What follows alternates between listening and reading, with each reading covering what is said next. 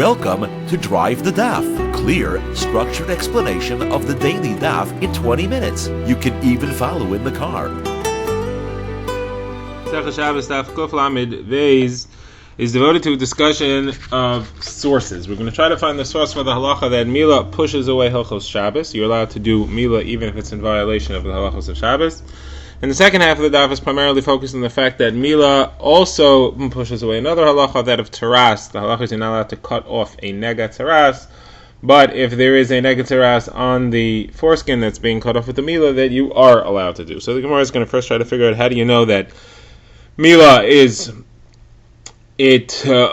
overrides Shabbos, and secondly, how do you know that it overrides Torah? So the Gemara begins by observing that even though we had a machlokas in our Mishnah, whether machshirei Mila, preparing for the bris Mila, if that overrides Shabbos or not, but everybody does agree, both Chacham and Rabbi Kiva and Rabbi Eliezer, they all agree that you are allowed to do the Mila itself, the actual cutting which draws blood and is therefore in violation of one of the 39 malachos of Shabbos. You're allowed to do that on Shabbos. So the Gemara wants to know what the source is. The Gemara begins by bringing 4 different sources. The Gemara will discuss each of them. So one at a time. First of all, we have Rabbi Yitzchak's approach. He says it's halach l'Moshe Sinai. Hashem told Moshe on Har Sinai, you're allowed to do Mila on Shabbos, and there is no actual written proof from it anywhere in the Torah. And the Gemara right away challenges this by saying it can't be halach l'Moshe Sinai, because we know that the rule is you're not allowed to make a kal v'chomer built on a halach l'Moshe Sinai. If you want to learn something else from a halacha that's halach l'Moshe Sinai, you cannot do it by saying, well, something else is more chomer, it's a stricter issue, and therefore you can learn out of this. And you can't build a kal v'chomer on a halacha l'Moshe Sinai, but we do build a kal v'chomer on the fact that Mila pushes away Shabbos. What kal v'chomer do we build on that? The Gemara brings that elsewhere. We say, how do you know that pikuach nefesh pushes away Shabbos? How do you know that you're allowed to violate Shabbos to save someone's life? So the Gemara says, well, kal v'chomer, you're allowed to violate Shabbos in order to do Mila, which is only saving somebody's limb from being in a desecrated state. The Aver, so certainly you're allowed to violate Shabbos in order to save someone's life. That's a kal v'chomer. You can't do a kal v'chomer on a halacha l'Moshe Sinai, therefore Mila must not be halacha l'Moshe Sinai. Well, before we go further, we have to prove, how do you know that you can't do a kal v'chomer on halacha l'Moshe Sinai? So the Gemara goes to a different issue to prove that. That issue is a machlokas between Rabbi Akiva and the Chachamim about what is metame a nazir. The halacha is that a nazir that becomes tamei has to start his nazir's process over and bring a karbanos. So the question is, what is metame? The two options are a piece of a bone the size of a barley kernel, or a cupful of blood, a revius of blood. Both of these obviously being from a dead body. Now, the Gemara says we know from halacha l'Moshe Sinai that a piece of a bone is metame a nazir, and he has to start his nazirus over. How do you know about blood? So Rabbi Akiva wanted to say kal v'chomer. The piece of bone doesn't make tumas ohel. It doesn't spread a tuma over anything that is in the same house under the same roof. But a cup of blood does do that. So the cup of blood is obviously stronger tuma, so it should be able to be metame as well. And on that, the Chachamim answer him, they say, no, you can't build a kal v'chomer on halacha l'Moshe Sinai. The fact that the blood is metame tumas ohel is halacha l'Moshe Sinai, and therefore you cannot build on that. So there we have our source for the halacha that you cannot build a halacha l'Moshe Sinai. You cannot build a kal v'chomer on a halacha l'Moshe Sinai, and therefore we're going to reject Rabbi Yitzchak's approach. The Gemara therefore tries its second approach, that is of Rabbi Elazar, not to be confused with Rabbi Eliezer of the Mishnah, and he says that there is a hekish. Hekish means you find the same word both by Shabbos and by Mila, and therefore you learn that Mila applies even on Shabbos. What's the word? So here we have a couple of options as to what the word is. First of all, he wants to say ois, ois. It says the word ois. It calls Shabbos an ois, a sign, a symbol, and bris is also a sign or a symbol. So the Gemara says, hold on a second. Tefillin is also called an ois, and yet we don't do tefillin on Shabbos. So obviously that's not going to help. So the Gemara says, okay, we'll try a different word, bris. Bris Mila is obviously called a bris. Shabbos is also called a bris. So the Gemara says, but that wouldn't help, because then the Mila of an adult, which is obviously not on the 8th day of his life, should also be able to be performed on Shabbos, because that's also called bris when it discusses the fact that he cannot eat from a carbon Pesach. It says the word bris. So that should push off Shabbos if bris is the key word that links it to Shabbos. Obviously, that bris is not the word for your Gzeir Shabbos. The Gemara says, okay, we'll try a third approach. The word L'Dairaisam. It says by both Bris Milah and Shabbos L'Dairaisam, it's for all generations, and therefore you can do Milah on Shabbos. The Gemara says, but there's another thing. There's Tzitzis that also has the word L'Dairaisam. So you should be able to make Tzitzis on Shabbos. In violation of Shabbos, whenever you have to, you should be able to do Tzitzis related things. So Gemara says, so I'll tell you what, we'll use all three. Ois, Bris, V'Dairos, all three appear by Shabbos, all three appear by Milah. You don't find anywhere else where all three appear, and therefore only Shabbos and Milah are linked, and only Milah is what you're allowed to do to violate Hilchas Shabbos, not any of the other things. Okay, now we get to the third approach, and that's Rav Yochanan. Rav Yochanan says from the word Bayoim, it says, Bayoim Hashmini Yimel B'Sar Or Lasai, on the 8th day, stresses the day that's coming to teach you. It's an extra word to teach you whatever the day is. Shabbos, Yantav, you name it, you're allowed to do Bris Milah on that day. Now, the Gemara has a lot of challenges to this. Rish Lakish says, well, hold on a second. The halacha is that somebody who was tamei for one of the types of tumah that requires a carbon after 7 days, and that would be a zava, a yeledis, or a mitzayra. So the halacha there is that the carbon is not allowed to be brought on Shabbos, but it says Bayoim there also. So that carbon should push away Shabbos, it says Bayoim. So Gemara says, no, that Bayoim is for something else. That Bayoim is to teach you that carbon can only be brought during the day. It's not to be brought at night. And therefore, that Bayoim is used up. It can't be used to teach you that you're allowed to bring it on Shabbos. So Gemara says, what do you mean? The Milah also can only be performed during the day and not at night. So if that uses up the Yom by the carbon for the Tameh, it should use up the Yom by Milah also, and you shouldn't be able to learn out from that word Yom that it applies to Shabbos. Someone says, no, there you have something else. Over there it says Shmoinas Yomim. It says that it has to be 8 days old. That's the word Yomim there teaches you that it has to be done during the day and not at night, and therefore the word Bayim is extra. Someone says, what do you mean? But that applies by Karbanis as well. You have a word which says Bayim Tzavaisai, that says that all Karbanis can only be brought during the day. Not any of them are allowed to be brought at night. So you don't need the word Bayim by Karbanis for during the day either. Meaning, wherever you are, if you need it, Milah and Carbon are the same. They both have the same amount of halachos, and they both have the same amount of words. So Gemara says no. As far as the carbon is concerned, there's a reason that I would have thought that this carbon is an exception and you're allowed to bring it during the day, and therefore I need an extra word. I have an extra draw share. What would I have thought? The halacha about these karbanos for the tameh, the zav, the mitzayr, and the yoledis are that you're allowed to bring cheaper versions of them if you can't afford it. I mean, we're extra lenient with you. If you can't afford an animal, you can bring a bird, or you could even bring a mincha. Therefore, because we're lenient with you, we may think you can violate other halachas and you're allowed to bring it at night as well. Therefore, we need an extra word b'yayim to say that you are not allowed to bring it at night, and therefore you have one extra used up there, and therefore you cannot learn from one of the yoms here that you're allowed to do it on Shabbos. Milah doesn't need that, therefore Milah has an extra yom, and Milah you can do on Shabbos.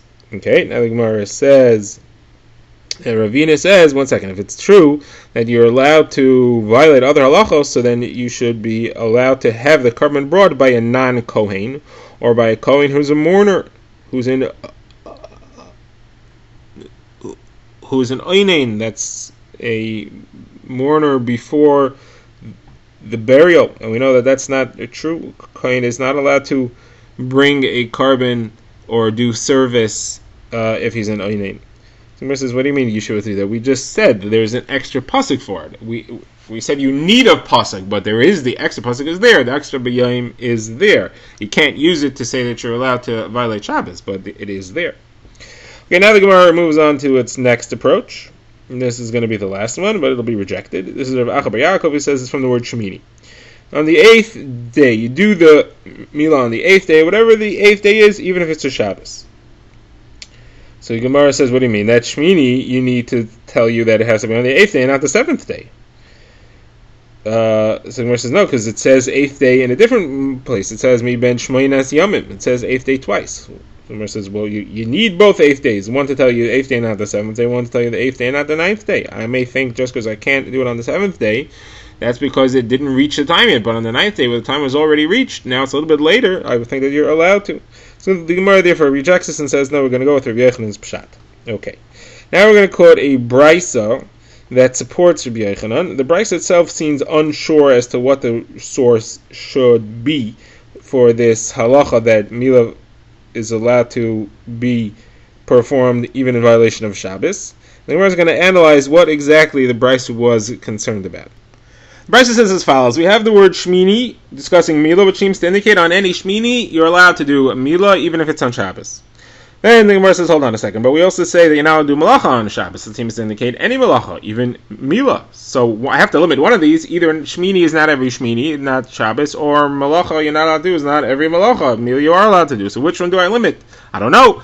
So therefore the word Bayayim comes and tells me that you should limit the Malachos, and you're allowed to do them if it's a Mila, but you don't limit Mila, and that you can do on any 8th day. Now, the Gemara says this was a bit strange. First, we seemed to be confident that Shmini was going to teach me you could do Mila on Shabbos, and then we weren't so sure, and we backtracked, and we went to Bayayim. We switched from Ravacha Bayakov to Rabbi Yochanan.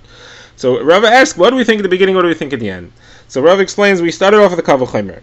Mila pushes away halachas of Tzaras. Halachas, you're not allowed to cut off a nega Tzaras, but you are allowed to if it's a Mila. And Tzaras pushes away Avodah. You're now to do Avodah in the Beis HaMikdash. If you have a nega, you can't even cut it off and say, okay, now I can do it. And Avodah pushes away Shabbos. You're allowed to bring certain Karbanos on Shabbos itself, even though it involves a violation. Timidim, Musafim, and Karbanos Tzibor. So therefore, the chain would then be that Mila beats Tzaras, Tzaras beats Avodah, and Avodah beats Shabbos. So then Mila should beat Shabbos. That was our original approach. Now we said not so fast. There's problems with this approach. First of all, Shabbos is stronger in a sense than Mila because Shabbos has a lot of heavy Einshim and Azharais. There's a lot of warnings. There's Kares. There's all kinds of things that seems to be stronger than Mila. And there's another explanation. There's a broken link in the chain over here. The fact that you cannot push away Tzaras, cut off a Tzaras to do the Avodah doesn't necessarily mean that Tzaras is a bigger issue, is stronger than Avodah. It could just be that it won't help to cut it off because the person will be Tameh anyway, even if you cut off his Nega.